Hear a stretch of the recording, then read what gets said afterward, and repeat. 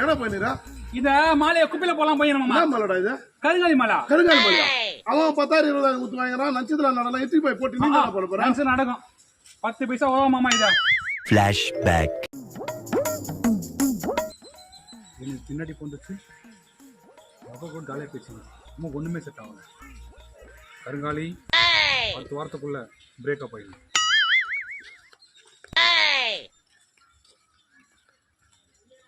கருங்காலி ஓவரா முடி வச்சு சீன் போட்டுங்கிறான் ஒரு மாசத்துல முடியெல்லாம் கொட்டி போனோம்